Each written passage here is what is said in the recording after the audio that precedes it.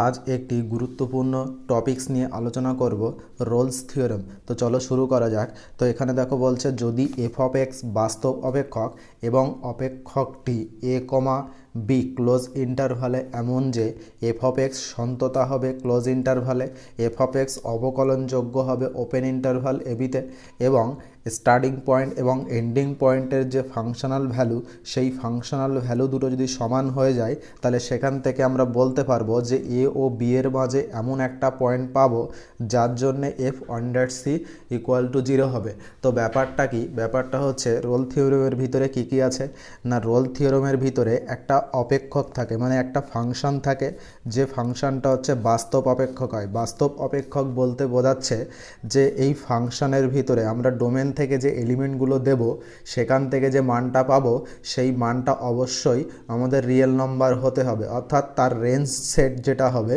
সেই range set কিন্তু একটা রিয়েল নম্বরের সেট হতে হবে, অর্থাৎ রিয়েল নম্বরের সাবসেট হতে হবে। এবং অপেক্ষকটি ক্লোজ ইন্টারভাল এবিতে, এবং এখানে যে বাস্তব অপেক্ষকটা থাকবে সেই বাস্তব অপেক্ষকটা এই ক্লোজ ইন্টারভালে তিনটে শর্তকে সিদ্ধ করতে হবে, অর্থাৎ তিনটে শর্তকে মেনে চলতে হবে। সেই তিনটে শর্ত কি কি? প্রথম শর্ত হচ্ছে এফ অফ এক্স যে ফাংশনটা দেওয়া থাকবে সেই ফাংশনটাকে সন্ততা হতে হবে ক্লোজ ইন্টারভাল এবিতে, অর্থাৎ ক্লোজ ইন্টারভাল এবি এর ভিতরে যত পয়েন্ট রয়েছে এ বি সাথে সাথে এর ভিতরে যে পয়েন্টগুলো থাকবে প্রত্যেকটা পয়েন্টের জন্যেই এফ অফ এক্স ফাংশনকে সন্ততা হতে হবে। দ্বিতীয়ত কি হতে হবে? দ্বিতীয়ত হচ্ছে এফ অফ এক্স যে ফাংশনটা থাকবে সেটা ওপেন ইন্টারভাল এবিতে অবকলনযোগ্য হতে হবে, মানে এ এবং বি এর ভিতরের যে পয়েন্টগুলো থাকবে সেই ভিতরের প্রত্যেকটা পয়েন্টের জন্যই অবকলনযোগ্য, অর্থাৎ ডেরিভেটিভের অস্তিত্ব থাকতে হবে। আর 3 নম্বর যেটা আছে, এখানে যে আমরা ক্লোজ ইন্টারভালের কথাটা বলছি সেই ক্লোজ ইন্টারভালের স্টার্টিং যে পয়েন্টটা আর এন্ডিং যে পয়েন্টটা, সেই স্টার্টিং পয়েন্ট আর এন্ডিং পয়েন্টের যে ফাংশনাল ভ্যালু সেটা কিন্তু সমান হতে হবে। তো যদি কোনো ফাংশনের ক্ষেত্রে কোনো একটা ইন্টারভালের ভিতরে যদি এই তিনটে শর্ত একই সাথে সিদ্ধ করে তখনই আমরা বলবো যে এফ অফ এক্স ফাংশনটা ক্লোজ ইন্টারভাল এবিতে রোলের উপপাদ্য মেনে চলবে। যদি এই তিনটের ভিতরে কোনো একটা ফেল করে তাহলে কিন্তু সেই ফাংশনটা ওই ইন্টারভালের ভিতরে রোলের উপপাদ্য কিন্তু মেনে চলবে না। তাহলে রোলের উপপাদ্য মানতে গেলে, অর্থাৎ রোলের উপপাদ্য সেটা সিদ্ধ করতে গেলে সেটাকে কিন্তু এই তিনটে কন্ডিশন অবশ্যই হোল্ড করতে হবে, অর্থাৎ এই তিনটে কন্ডিশন সিদ্ধ করতে হবে। এই তিনটে কন্ডিশন সিদ্ধ করার পরে আমরা সেখান থেকে কি বলতে পারবো? সেখান থেকে বলতে পারবো যে এ ও বি এর মাঝে এমন একটা পয়েন্ট পাবো মিনিমাম, অর্থাৎ অন্তত একটা পয়েন্ট পাবো যার জন্যে কি হবে, যার জন্যে তার ফার্স্ট ডেরিভেটিভের মান 0 হয়ে যাবে। এখান থেকে 0 হয়ে যাবে, এই মানটা বার করব, এবং এখানে এই যে সি যে মানটা পাবো সেই সি মানটা অবশ্যই আমাদের ওপেন ইন্টারভাল এ বি এর ভিতরে থাকবে এমন একটা পয়েন্ট হবে, এবং সেই পয়েন্টটা কি হবে সেটাই কিন্তু আমাদের রোল থিওরেমের ভিতর থেকে বার করতে দেয়। তো এই চ্যাপ্টার থেকে মেনলি কী কী ধরনের অঙ্ক দেয়? প্রথম যে টাইপের অঙ্ক দেয় সেটা হচ্ছে যে কোনো একটা অঙ্ক দিয়ে দিল, মানে কোনো একটা ফাংশন দিল আর একটা ক্লোজ ইন্টারভাল দিল, সেখান থেকে বলে দিল যে এটা হচ্ছে রোলস থিওরেম অ্যাপ্লাই করা যাবে কিনা। তাহলে রোলস থিওরেম অ্যাপ্লাই তখনই করা যাবে যখন এই তিনটে কন্ডিশনকে মেনে চলবে।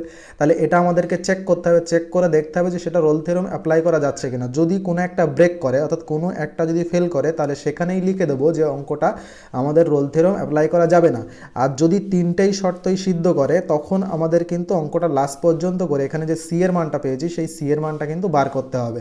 তাহলে এই দু টাইপের অঙ্ক দেয়। এক টাইপের অঙ্ক যেটা হচ্ছে রোল উপপাদ্য মেনে চলবে না, অর্থাৎ যে কোনো একটা কন্ডিশন সেটা ফেল করবে এবং সেই কোন কন্ডিশনটা ফেল করবে সেটা কিন্তু আমাদের অঙ্কের ভিতরে বলতে হবে, অর্থাৎ চেক করে বলতে হবে। আর দ্বিতীয় যে টাইপের অঙ্ক দেয় সেটা হচ্ছে এই তিনটেই হবে, সাথে সাথে এখান থেকে যে সি এর মানটা বেরোবে সেই সি এর মানটা কী হবে সেটা আমাদের বার করতে দেয়। তাহলে এই দু টাইপের অঙ্ক সাধারণত হবে এখান থেকে দিয়ে থাকে। এবার রোলের উপপাদ্যে যদি জ্যামিতিক একটু তাৎপর্য দেখি, অর্থাৎ অ্যাকচুয়াল ব্যাপারটা কী হচ্ছে সেটা যদি বোঝার চেষ্টা করি, তাহলে দেখো এখানে আমি গ্রাফ এঁকেছি, আমি ধরে নিয়েছি এইটা হচ্ছে আমার এফ অফ এক্স গ্রাফ। এবার রোলের উপপাদ্য হতে গেলে তিনটে শর্ত সিদ্ধ করতে হয়। কী কী শর্ত? প্রথম শর্তটা হচ্ছে এফ অফ এক্সকে সন্ততা হতে হয়। তাহলে এফ অফ এক্স সন্ততা হবে কোন ইন্টারভালে? না ক্লোজ ইন্টারভাল এবিতে।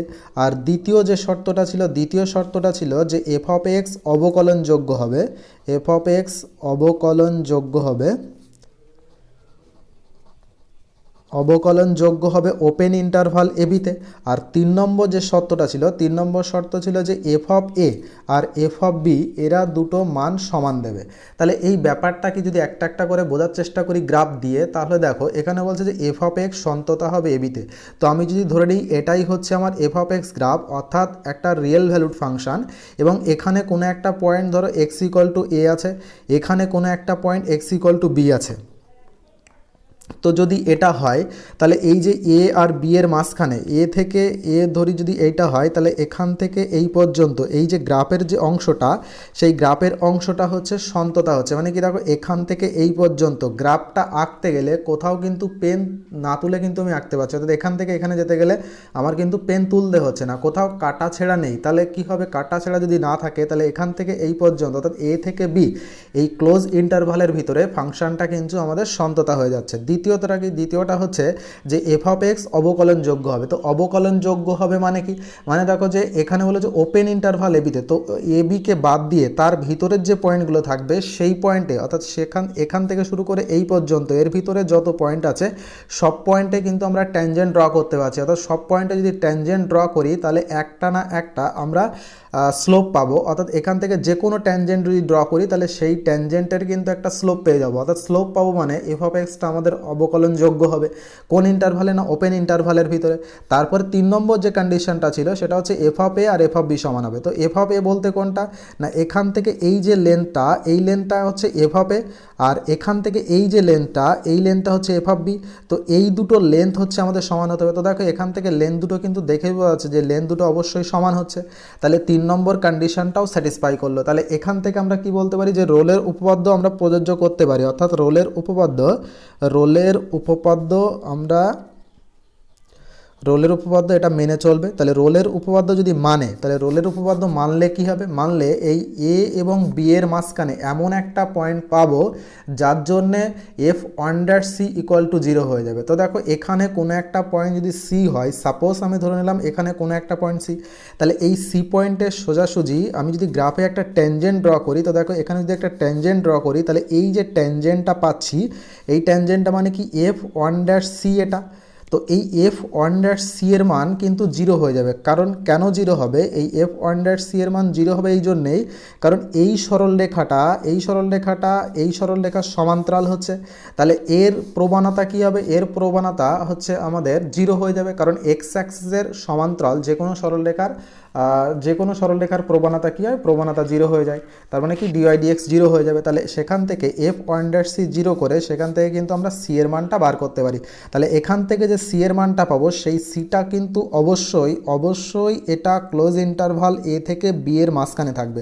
তাহলে এটাই হচ্ছে রোলের উপপাদ্য দিয়ে আমরা যে অঙ্কগুলো করি সেগুলোর হচ্ছে জ্যামিতিক তাৎপর্য। এটা এইভাবে আমরা অঙ্কগুলো করে থাকি, এবং জ্যামিতিক তাৎপর্য এখানে আমি সুন্দর করে বুঝিয়েছি। যদি ভিডিওটা তোমরা বুঝতে কোথাও প্রবলেম হয় তাহলে অবশ্যই কমেন্ট সেকশনে জানাবে, এবং চ্যানেলটা যদি সাবস্ক্রাইব না করে থাকো তাহলে অবশ্যই চ্যানেলটা সাবস্ক্রাইব করবে। এবং এখানে আমি কিছু এক্সাম্পল নিয়েছি, যে এক্সাম্পলের থ্রুতে তোমরা অবশ্যই আরও ভালো বুঝতে পারবে। তো দেখো এখানে বলেছে যে F of x equal two ten x, যেখানে একটা ক্লোজ ইন্টারভাল দেওয়া আছে 0 থেকে পাই, রোলের উপপাদ্য যাচাই করে। তাহলে এইটা কি রোলের উপপাদ্য মেনে চলবে? তাহলে আমরা সেটাকে কীভাবে দেখব? তাহলে রোলের উপপাদ্য মানতে গেলে 3টে শর্ত কিন্তু প্রথমেই সিদ্ধ করতে হয়। প্রথম শর্তটা হচ্ছে সেটাকে সন্ততা হতে হবে ক্লোজ ইন্টারভালে। দ্বিতীয় শর্ত হচ্ছে সেটাকে অবকলনযোগ্য হতে হবে ওপেন ইন্টারভালে। আর তৃতীয়ত শর্ত হচ্ছে ফাংশনাল ভ্যালু, অর্থাৎ স্টার্টিং পয়েন্ট আর এন্ডিং পয়েন্টের যে ফাংশনাল ভ্যালুগুলো হচ্ছে সেগুলো সমান হতে হবে। তাহলে এখানেই যদি দেখি তো F of x equal two হচ্ছে টেন এক্স আছে। তো আমি যদি এফ অফ পাই বাই 2 এর মান বার করি, তো এফ অফ পাই বাই 2 মানে কি sine of pi by 2 divided by cos of pi by 2। তো কস পাই বাই 2 এর মান কত, 0। তাহলে সাইন পাই বাই 2 এর মান 1। তাহলে 1/0 মানে কি অসঙ্গত হয়ে যাচ্ছে।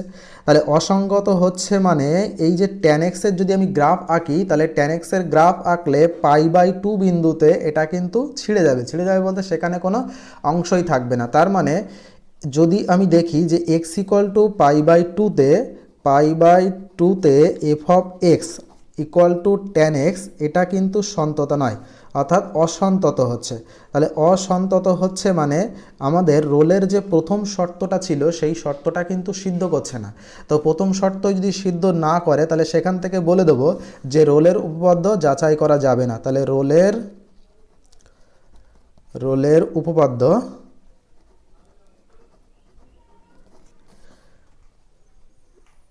যাচাই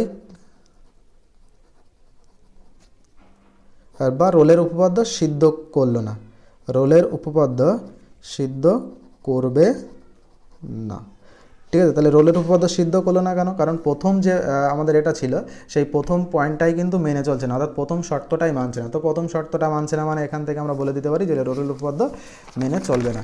আচ্ছা, তারপরে এখানে দুখানা কোশ্চেন নিয়েছি, যার মধ্যে একখানা কোশ্চেন দেখো, প্রথম যে কোশ্চেনটা রয়েছে F of x equal two mod of x মানে মডুলাস ফাংশন, যখন ক্লোজ ইন্টারভাল -1 to 1 রোলের উপপাদ্য যাচাই করো। তাহলে এটা তোমরা বাড়ি অবশ্যই করবে নিজেরা, যদি না হয় তাহলে কমেন্ট সেকশনে জানাবে, এবং তোমরা অবশ্যই কমেন্ট সেকশনে জানাবে যে এইটা আসলে কী হবে, এটা কি রোলের উপপাদ্য মেনে চলবে না মানবে না। সেটা তোমরা অবশ্যই নিজেরা বাড়ি থেকে করবে এবং কমেন্ট সেকশনে অবশ্যই জানাবে সেটা মেনে চলবে